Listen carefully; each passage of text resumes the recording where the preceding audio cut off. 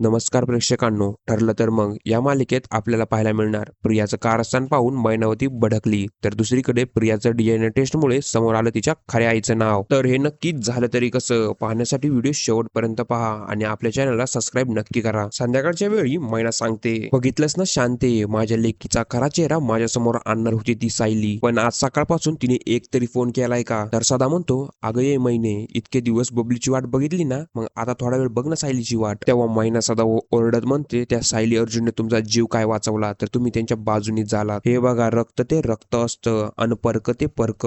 हे काय नाही, मला माझ्या बबलीवर पूर्ण विश्वास आहे. ती ह्यांच्याशी कशी वागली ना, तर ती आपल्याशी चांगलंच वागणार, कारण ती माझी मुलगी आहे. आता शांता म्हणू लागते, अगं ये महिने, जरा धीर धर की, सायली कधीच दिलेला शब्द मोडणार नाही. त्यावेळी अर्जुन पण तिथे आलेला असतो. तो दरवाजातूनच म्हणतो, बरोबर आहे शांता, आणि तसाही अजून दिवस संपला नाहीये. त्यावेळी मैना अर्जुनला म्हणते, तू एकटाच आलाय, सायली कुठे आहे? आता अर्जुन सांगतो, तुम्हाला तुमच्या मुलीचा खरा चेहरा दाखवण्याचा प्रयत्न करतेय, तुम्हाला ते बघायचंय का? मैना हो बघायचंय असं म्हणते. त्यावेळी अर्जुन सायलीला व्हिडिओ कॉल करतो. तिकडून सायली म्हणते, आता तुम्ही सगळे डोळ्यात तेल घालून बघा. आता अर्जुन मैनाच्या फोनवरून प्रियाला फोन करतो, पण त्या व्हिडिओ कॉल मध्ये प्रिया म्हणते, अरे यार, ही मैना मला का कॉल करतीये, मला काढीचा सुद्धा इंटरेस्ट नाहीये. आता अर्जुन सदा आणि मैनाला विचारतो, अजूनही विश्वास बसला नाही तर हे बघा. अर्जुन प्रियाला मेसेज करतो की डॉक्टर आणि पैसे लवकरात लवकर पाठव, नाहीतर तुझ्या बापाचा जीव जाईल. त्यावर प्रिया हसत म्हणते, हे तर भारीच आहे, त्या पाठोपाठ मैना पण गेली तर बरंच होईल. आता प्रियाच्या तोंडून मैनाने हे ऐकताच ती खूप शॉकच होते. मैना म्हणू लागते,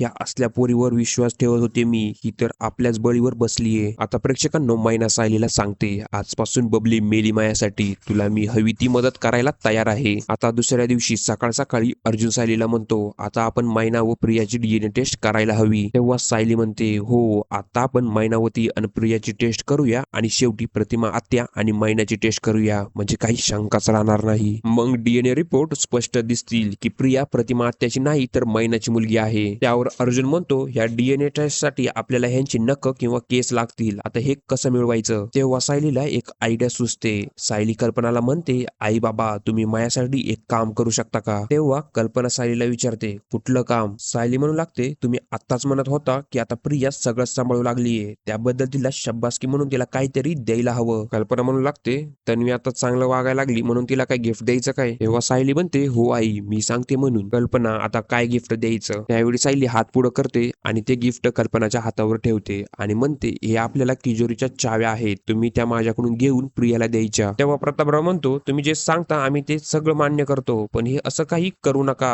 अगं, हे म्हणजे चोराच्या हातात तिजोरीच्या चाव्या देण्यासारखं झालं. सायली म्हणू लागते, आई बाबा, तुम्ही काहीच काळजी करू नका, मला माहितीये मी काय करतीये, माझ्यासाठी एवढंच कराल फक्त. त्यावेळी कल्पना प्रियाला आवाज देऊन बोलवते. तिला म्हणते, तू ताबडतोब अश्विनला फोन कर आणि त्याला घरी बोलव. काही वेळेनंतर अश्विन घरी येतो आणि विचारतो, काय झालं? आता तन्वी सगळ्यांशी नीटच वागतीये ना? त्यावेळी कल्पना म्हणते, ते आम्हाला कळतंय, गेले काही दिवस तन्वी बदलण्याचा प्रयत्न करते, ते सुद्धा आम्हाला दिसतंय. मी तर मुद्दामच जास्तीची कामं सांगितली होती, पण कुठलीही चिडचिड न करता सगळी कामं व्यवस्थित पार पडलीये, तेही मनापासून, म्हणूनच मी एक निर्णय घेतलाय. तेव्हा कल्पना म्हणते, सायली, तुझ्याकडे घराच्या तिजोरीच्या चाव्या आहेत, त्या दे मला. सायली म्हणते, ह्या किल्ल्या तुम्हाला कशासाठी हव्या आहेत? कल्पना, मी सांगतेय तेवढंच कर. सायली त्या चाव्या कल्पनाला देते आणि कल्पना प्रियाला. सायली ओरडून म्हणते, प्रिया, ह्या चाव्या तुझ्याकडे गेल्या तर तू सगळं घर उद्ध्वस्त करून टाकशील. त्यावेळी सायली प्रियाच्या हातातून चाव्या हिसकावून घेते. प्रिया म्हणते, सायली, तू माझ्यावर जळू नकोस, दे त्या चाव्या मला. त्यानंतर त्या दोघांमध्ये अशी भांडणं होते की सायली त्या प्रियाचे केस उपटते आणि मालिकेचा इथं शेवट होतो. पण डीएनए टेस्ट साठी लागणारे प्रियाचे केस सायलीच्या हाती लागले आणि हाच प्लॅन होता अर्जुन आणि सायलीचा. तर असेच मालिकेचे रिव्ह्यू पाहण्यासाठी आपल्या चॅनलला सबस्क्राईब नक्की करा.